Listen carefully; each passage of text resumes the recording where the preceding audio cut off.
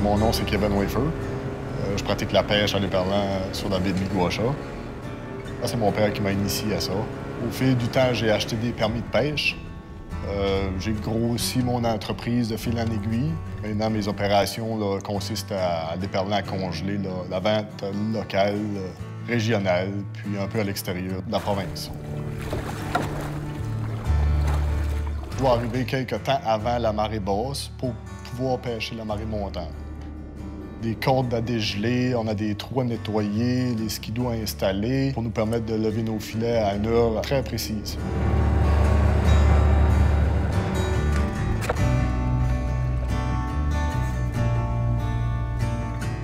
On ne peut pas aller où bon nous semble. On est vraiment régi à un endroit précis. Deux types de pêche, soit le filet à réservoir et le filet à poche. Je détiens les deux permis. Par contre, je me concentre plus sur les filets à poche. Alors, quand le courant monte, le poisson essaye de combattre le courant, mais par contre, le courant est plus fort, alors il entraîne le poisson dans le filet à poche. Puis il ne peut pas en ressortir. On n'a aucun quota attaché à notre permis. La saison de pêche débute le 1er décembre jusqu'au 31 mars. Dans le secteur de Miguasha, il y a plusieurs détenteurs de permis de pêche. Par contre, ceux qui la pratiquent, on n'est pas beaucoup. Je pense que cette année, on est à environ 5. En fait, pour aller installer un filet, je pars avec un point GPS. J'arrive tout près de mon site de pêche. Par la suite, je fais des trous à plusieurs répétitions pour voir la profondeur de l'eau. La profondeur de l'eau est très importante parce que si on déplace le filet de 5 ou 10 pieds, avec une différence de 5 pieds d'eau, on peut être tout à fait à côté de notre permis ou à côté du passage du poisson. Puis d'un coup qu'ils sont installés, ils sont installés pour l'hiver. Ça prend du moins 20 à moins 25 au thermomètre pendant 4-5 jours pour s'assurer qu'on est capable d'aller marcher, à toute fin pratique, d'aller vérifier l'état des glaces. Alors, c'est très dangereux. Très dangereux. On travaille avec beaucoup de courant. L'eau, un moment d'inattention peut apporter un câble de s'enrouler autour de ton pied, ta cheville, sans compter à l'installation de ces filets-là. On ne sait jamais s'il y a assez de glace, pas assez de glace. Une petite erreur technique peut apporter beaucoup de conséquences. Bien, l'éperlan, c'est un petit poisson. Hein? Les adultes, une fois matures, vont mesurer à peu près entre 15 et 20 cm. Donc, très petit poisson qui ne vit pas très longtemps. Dans les échantillonnages qu'on fait, là, on échantillonne à chaque année la pêcherie commerciale à Miguasha. Puis on voit que l'âge moyen des poissons, là, c'est autour de 2-3 ans. C'est très rare qu'on récolte des poissons là, de plus de 3 ans. Pour les filets à poche, on vise les cycles lunaires. Donc, on part de 3-4 jours avant la Lune, puis un bon 5 à 6 jours après la Lune. Ce qui fait qu'on a un temps mort entre les lunes de 3-4 jours. Par contre, on doit y aller à tous les jours pour vérifier nos équipements, que ce soit pour pêcher ou amener des améliorations au niveau de certains câbles qui auraient pu geler, dégeler. c'est 40 pieds de large par 22 ou 24 pieds de profond. Puis la longueur peut s'étendre sur 100 pieds, 80 pieds ou 125 pieds selon la profondeur d'eau. On sait, par exemple, qu'il y a différentes populations au Québec d'éperlans. Il y a des études génétiques qui ont été faites, puis on sait qu'il y a au moins 7 populations différentes d'éperlans au Québec. La population, les éperlans qu'on retrouve là, dans la baie des Chaleurs forment une de ces populations-là. La plupart de ces populations-là sont considérées comme en santé. Il y a une population qui est la population du sud de l'estuaire du Saint-Laurent, donc qui se retrouve là, entre Beaumont, là, qui est près de Québec, jusqu'à à peu près Matane. Cette population-là a subi là, des menaces là, au cours des dernières années, puis est un peu en danger, si on veut. Là. Elle a un statut en vertu de la loi sur les espèces menacées et vulnérables, là, le statut de vulnérable.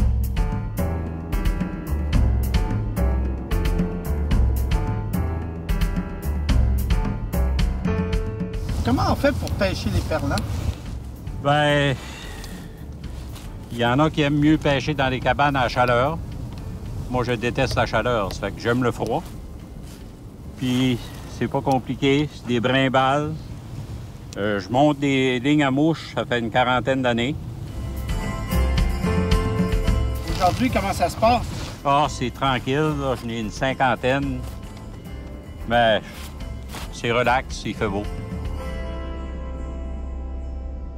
Le poisson a grossi un peu parce que l'an passé, on n'a pas eu de glace pour pêcher.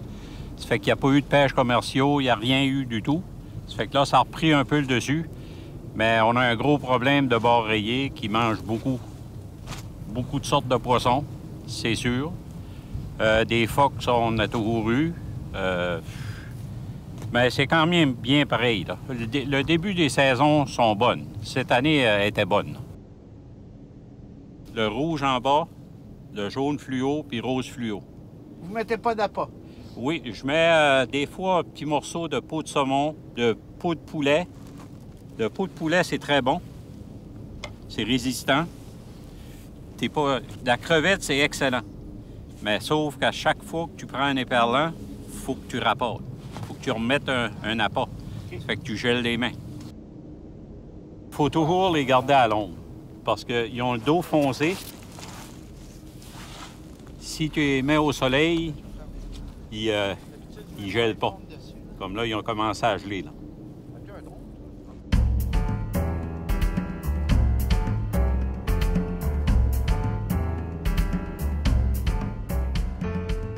Qu'est-ce que vous aimez dans la pêche à l'éperlan? Le trip. Ben, la manger aussi, les manger, là. Puis c'est un sport. On aime Le ça. trip de sortir ça, des Ah, fois, c'est- on a des lignes, puis avec 3 hameçons, des fois, on en sort 3 sur la même ligne. Ah, puis, c'est super. des fois, par exemple, il faut être patient.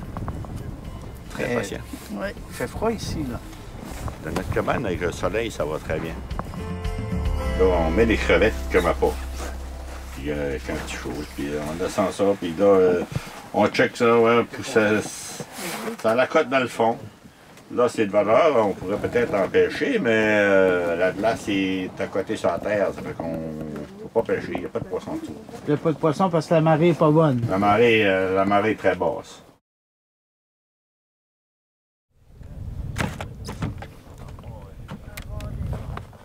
Vous arrivez en temps pour le café. Ça va bien? Rentrez prendre un café. On vient ici pour le sport, on vient ici pour le plaisir de venir. Mais quand vous venez, est-ce que vous passez 1 heure, 2 heures, une nuit, une journée? On Comment ça passe va? la journée. On passe peut une arriver journée. ici à 7 h le matin puis repartir à 4 h l'après-midi. Des fois, on pogne 4 poissons dans une journée. On Mais- est gros, là. Ça entre les yeux. Là, Non, mais tu sais, quand même qu'on n'en pogne pas, c'est le plaisir. Oh oui. C'est le plaisir de venir.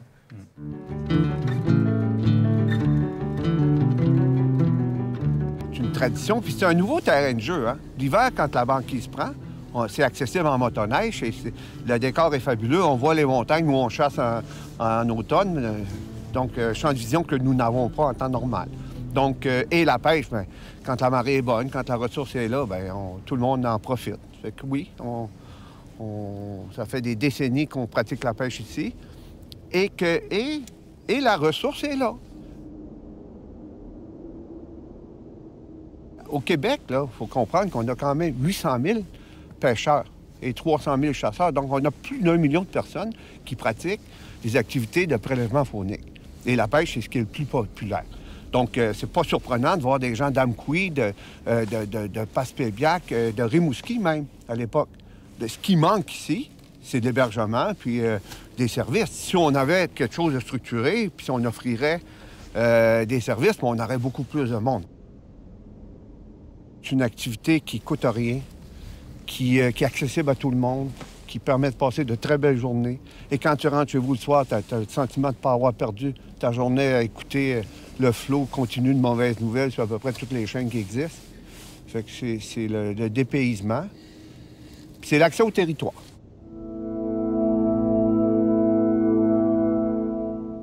Quand la mer baisse, la banquise va s'écraser dans le fond parce qu'il n'y a plus d'eau du tout.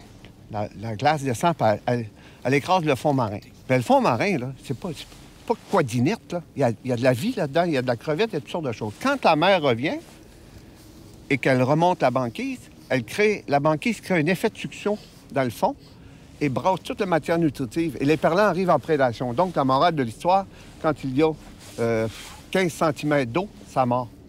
Parce que c'est là que l'éperlan sait qu'il peut aller chercher son repas. C'est un poisson qui vit peu longtemps, qui vit en mer, le long des côtes là, de la Gaspésie, par exemple, mais va se reproduire en eau douce. Donc, c'est un poisson anadrome, donc qui va, au printemps, remonter les rivières, juste un peu là, avant la débâcle, pour aller se reproduire sur les frayères, qui se retrouvent normalement dans les premiers mètres là, des rivières, là, en haut de la limite amont des marées. La reproduction va se faire de nuit. Les œufs vont être déposés dans la colonne d'eau. Ils vont se coller au fond. Il y a une espèce d'enveloppe adhérente là, autour des œufs des éperlans. Puis ça se fait là, vers la fin mai, début juin en Gaspésie.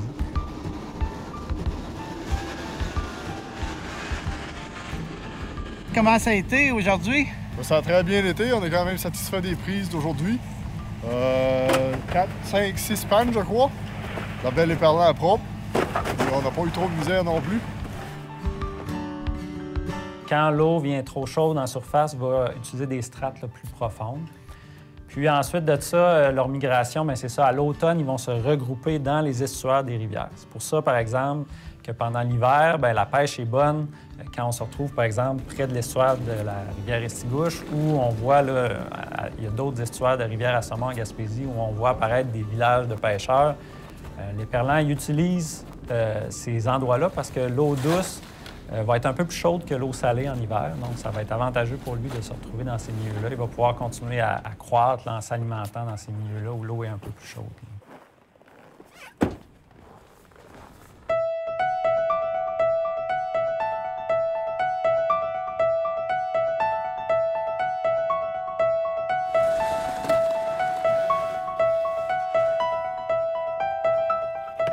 On met l'éperlan sur la patinoire pour lui permettre de geler là, dans les prochaines heures. La température est très froide aujourd'hui, alors ça ne prendra pas de temps. Puis on va pouvoir faire l'assachage demain matin. J'aime dire que c'est un poisson qui est sucré à la fois avec un goût d'amande, une chair qui est assez ferme, facile à nettoyer, qui est excellente avec un petit peu de citron ou juste avec du sel et du poivre. T'sais, de base, revenir à la base, c'est très bon. Pourquoi vous le congelez sur la glace directement comme ça? Bien, c'est ce qu'on appelle de l'éperlan gelé individuellement. C'est une glace naturelle, ça permet au poisson de geler tranquillement puis de développer son goût particulier. Bien, au niveau biologique, on dit que c'est une espèce d'antigel ou de sucre qui se développe avec le temps. C'est ce qui donne son goût particulier, là. Sucré, amande, qui est excellent. Quand ils sont arrivés hier soir, tout de suite sur la glace, ça a gelé. Un matin, on les a rentrés puis on les a mis sur l'établi. Ouais.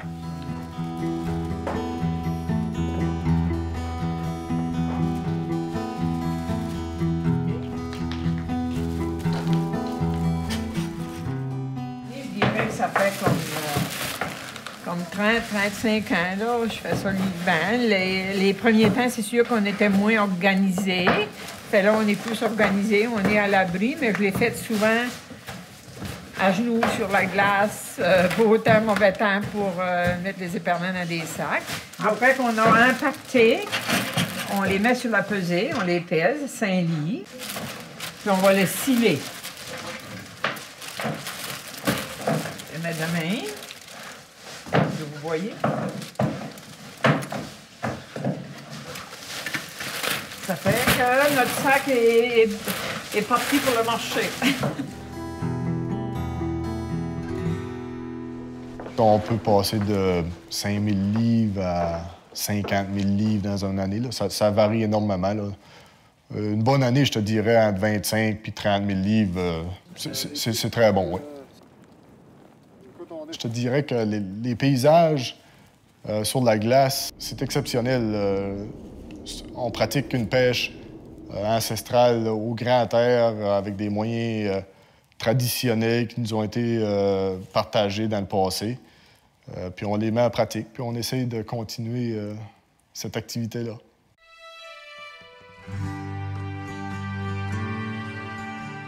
Bien, il y avait plusieurs pêcheurs dans le temps que je connaissais. Maintenant, ils sont tous disparus ou décédés. C'était pas rare de voir une vingtaine de pêcheurs dans une journée sur la baie.